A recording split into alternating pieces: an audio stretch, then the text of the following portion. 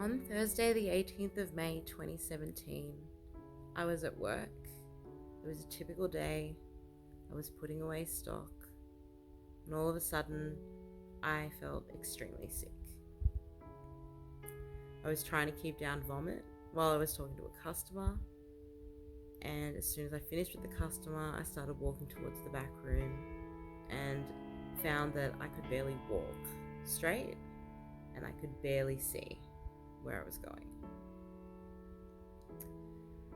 I got out the back and I ended up crouching down, straight down to my knees from the worst pain that I've ever felt in my life.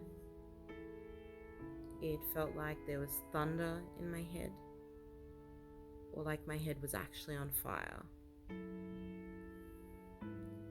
I started dripping with sweat, and I know I took some painkillers, but I know they didn't do anything at all.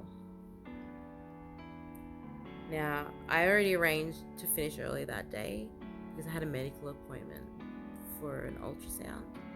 So I actually got to leave not long after this pain started. And luckily, my mum was picking me up for this appointment because I had enough trouble walking out of the store and then down a set of stairs. Driving just would have been a really dangerous exercise. I told my mum how I was feeling, that my head was really hurting, and she could see how I walked to the car. But she did remind me that I'd had a really bad migraine only a few days earlier, so she thought that it could just be another bad migraine and was just trying to get me to relax. So we started heading to the medical center, but I honestly felt like I was dying, and I could barely walk into the medical center when we did get there because it felt like I couldn't even control my body. And I think my mum spoke to reception for me and I went to sit down. But as soon as I went to sit, I felt a sudden rush of vomit come up, and then I ran to find a toilet.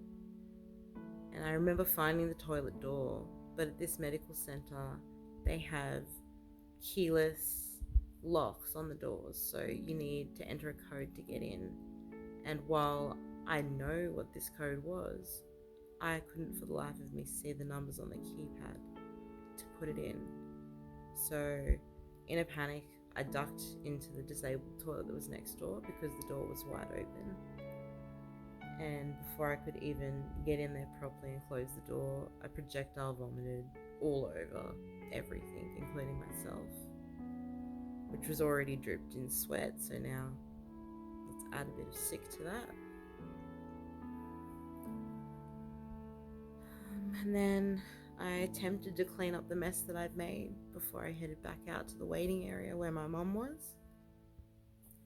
But at this point I was really terrified, and I was having more and more trouble getting my words out.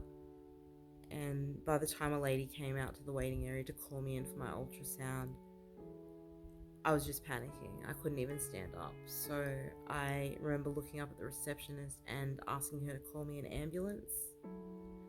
She double checked with me if that's what I wanted, and I think I ended up yelling at this receptionist to just call me an ambulance.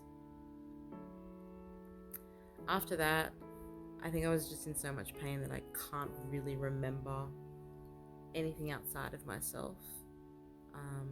But I know that my mum tells me that I was still conscious. I do remember the medical center getting me up on a wheelie bed and giving me a sick bag to hold while I waited for the ambulance, but I don't really remember much else. My mum has told me that the ambulance came and that she followed the ambulance to the Calvary Hospital in Bruce, where they got me on a drip in the ambulance and then were treating me for severe dehydration when I got to emergency. They wanted to get me into a gown, which my mum said she would do, but while she was trying to undress me, I had a seizure.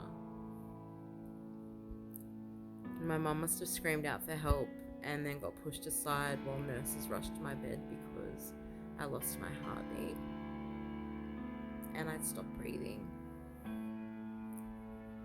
And the nurses ended up cutting off my clothes with scissors and using a defibrillator just to bring me back. And they noticed that my blood pressure had skyrocketed when this happened.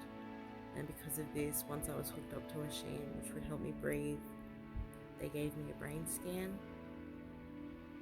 The brain scan showed that I'd just had a serious brain hemorrhage in my cerebellum. And there was now free blood and a lot of built up pressure inside my skull.